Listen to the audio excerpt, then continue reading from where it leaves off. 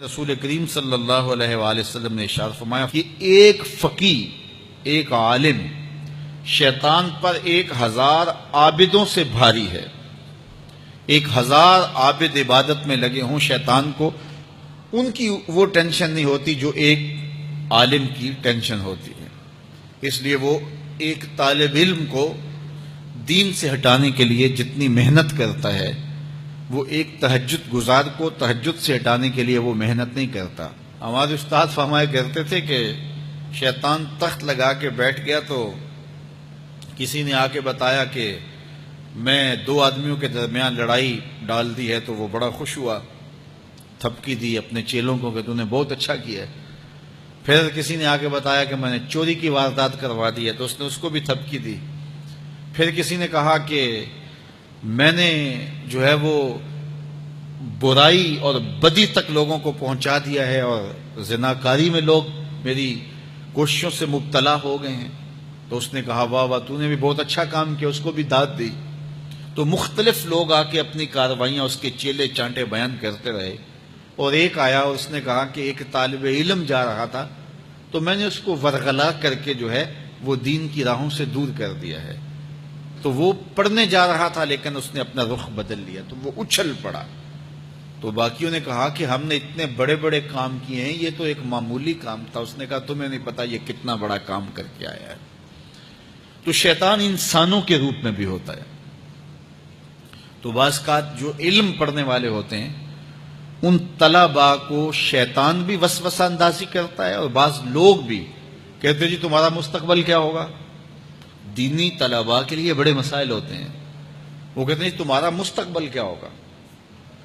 مستقبل سمجھا کس کو ہے؟ 45 سال زندگی کل ہے، ٹوٹل جو زندگی ہے ہماری، یہ ایوریج زندگی نکالی ہے، کسی کی 60 سال بھی ہو جاتی ہے، لیکن ایوریج کہتے ہیں 45 سال یہاں زندگی ہے۔ اس میں چوتھا حصہ یا تیسرا حصہ تو سو کے گزرتا ہے نا، 8 گھنٹے بھی دن رات میں سوئیں آپ، تو 45 سال زندگی میں سے 15 سال نکل گئے، باقی 30 سال رہ گئے زندگی کے۔ اس میں بھی 8 سال بچپن کے نکال لو۔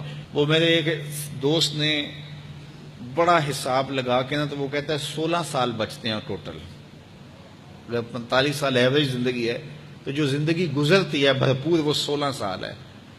تو میں کہتا ہوں کہ 1 سال جو ہے وہ یہ سیلفیوں کا بھی نکال لو، یہ بھی ہر جو ہے وہ آدھے گھنٹے کے بعد 5 منٹ یہ بھی صرف ہوتے ہیں۔ تو 15 سال 16 سال ٹوٹل زندگی ہے، اس کو مستقبل سمجھا جاتا ہے۔ اصل مستقبل کون سا ہے؟ اللہم ان العیش عیش الآخرہ۔ میرے حضور فرماتے ہیں اصل زندگی تو آخرت کی زندگی ہے۔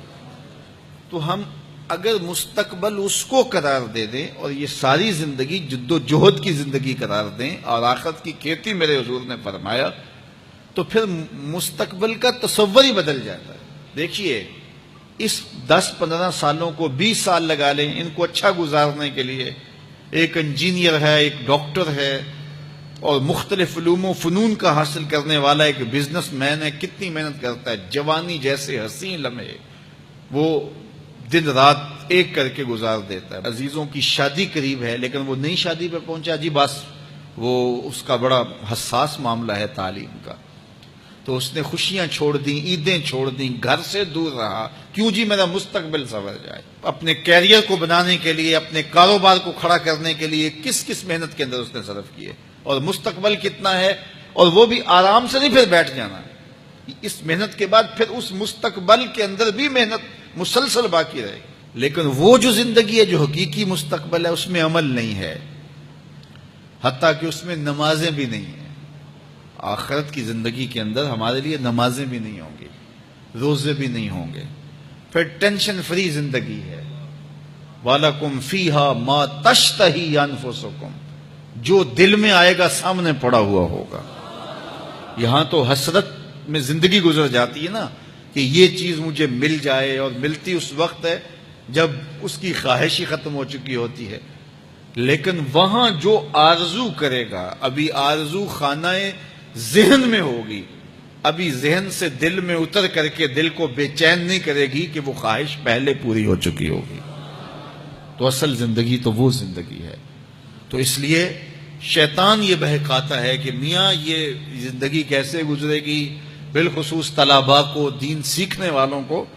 میں تو اپنے طلباء کو کہتا ہوں کہ میری زندگی اچھی نہیں گزر رہی، میں نے دین پڑھا ہے، میں دین پڑھانے کے کام میں لگا ہوا ہوں، تو کیا میری زندگی اچھی نہیں گزر رہی؟ میں تو مطمئن ہوں، اطمینان کی زندگی گزر رہی ہے۔ تو دین پڑھو، دین میں خیر ہی خیر ہے، دین میں بلائی ہی بلائی ہے۔ تو دین خیر کی راہوں کا سفر ہے۔